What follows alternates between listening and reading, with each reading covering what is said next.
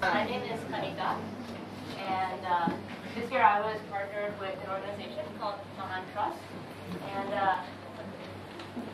and I was starting an Adivasi community actually, support group in rural Maharashtra, and it's actually on the Maharashtra-MP border, and I was primarily focused on a health project. But before I get into the details of my project, I actually wanted to speak a little bit about what propelled me this year. So when you see this picture, what's the first thing that comes to your mind? And if anybody wants to just shout it out, that would be great. Empty. Empty? Yeah. Okay. Okay. Yeah, I think there's a lot of words that can describe what this is. For me, it's home. This is the village that I lived in during my project. And you could look at it, you could say 75% of the people in this village, they live below the poverty line. 90% don't have electricity. 50% are illiterate. But for me, this is home. Because these are the homes of people that I've built relationships with. And that connection with the community, that immersion in the community and that connection is what propelled me throughout this year. This is Sumanmami. And the village that I was staying in was, the name is Bota. And Sumanmami was my host mother in the village. And I developed one of the strongest relationships with her. And I can genuinely say that it was a relationship of love. And one thing that I learned very quickly in these communities is these people opened up their lives to us. They opened their arms to me and welcomed me in.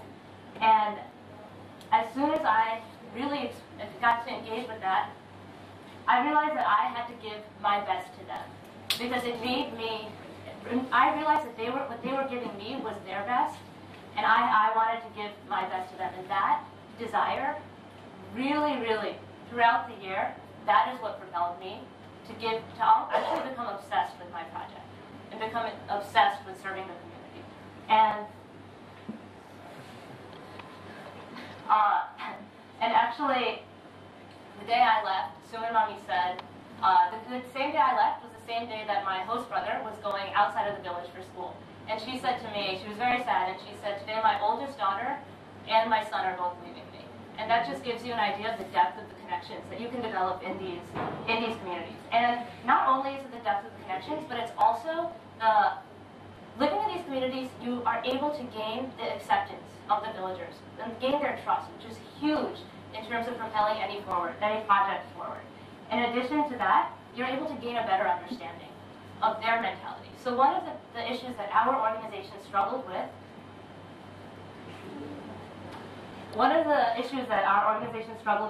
is that we didn't know why people were not coming to the hospital. Why weren't they seeking treatment? And living in the village, it really allowed me to gain an understanding. Leaving the village to go seek treatment, that's one day of payment that you're not receiving. That's transportation costs. That's also not understanding fully what modern medicine is, okay? And I can give a really quick example. There's a girl in the village that we counseled to come to the hospital. She came, she had Bell's palsy. We gave her medication. She was supposed to take it for 5 days. She ended up taking, she was supposed to take 5 tablets each day. I went to check on her 3 days later, and she had a lot of medication left. I said, how do you have this much left? She said, I was only taking it in the morning and the evening. I said, why? She said, because if I only take it in the morning and the evening, then the medication will last longer, and then I won't have to go and get more. And I realized that this was a failure on our part because we took for granted her understanding of it. And we didn't counsel her properly. And it also results in a dissatisfaction for her because she didn't take the medication properly. She didn't get better. So she thought, why am I going to go back to the hospital? So with that kind of background, I can talk a little bit about my project. My project focused on reducing adult mortality in the age group, in the economically active age group. So that was actually the 16 to 60-year age group. And cardiovascular diseases, first of all, you can look at all of these, and one thing that stands out is that all of these are preventable illnesses. So actually, cardiovascular diseases represented about 20% of the premature deaths in that age group. And this is based on verbal autopsy reports that were done in 36 villages in the Malgat area. So this picture is a little bit unclear, but what it's showing is an individual sitting in the village getting his blood pressure checked. And this is actually part of our health education activities that we did. So the primary project that I focused on was hypertension. So hypertension is raised blood pressure of over 140 by 90. And basically what we wanted to do is raise awareness. What is high blood pressure? And what we did is we had a village health worker in each village.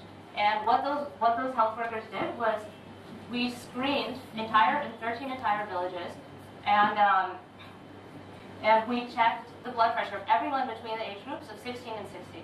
Then we identified the patients that had high blood pressure, and we followed up with them, and we gave them lifestyle modification guidance, and if necessary, we gave them medication. We put them on medication. As you can imagine, there were many challenges associated with this. First of all, you're in a community where people don't want to come to the hospital even when they are sick. So how do you get them to understand a silent illness? And so that was a major factor. Second, we had trying to de-addict people, trying to take people off of tobacco, for example. This is a huge thing. People start chewing tobacco at 6 years old, 7 years old in these villages. And that was a huge reason that people were having heart problems, people were having hypertension at early ages, sometimes 21, 22. Third, monitoring people. If we get them to take medication, how do we monitor it? How do we make sure they're taking it properly in the villages? And fourth, just issues within the organization. How do you run a project in the field like this systematically? You can go forward. So that was what that clip actually, the slide that we skipped, was a skit that we had done in the village on hypertension. It was a song and a dance. But because of time constraints, I think we'll just skip that. What this shows right here is actually one of the major lackings in the project was a system. There was no system in place for tracking patients. There was no system in place for monitoring them, following up on their treatment. So one of the things that we really focused on was implementing a system. And implementing a system and retraining the field staff on how to work systematically. And from that, what you can actually see from this bar graph is from April to July, when we implemented this new system, we were able to increase the identification of hypertensive patients from 52 to 87. We were able to increase the hospital referrals, getting people to the hospital, from 0 to 13. And we were able to increase the proper follow-up for patients from 10 to actually nearly 40. So that was really effective. We were able to start 28% of our patients on lifestyle modification, which is actually huge. Getting people to de-addict from tobacco, that's huge.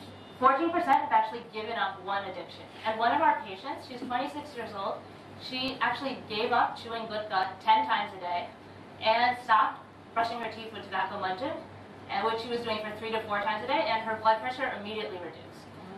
We were able to get 74% of the patients qualified for medication on medication and continuing the medication. And so far, we've been able to get almost 30% to see a significant reduction in their blood pressure.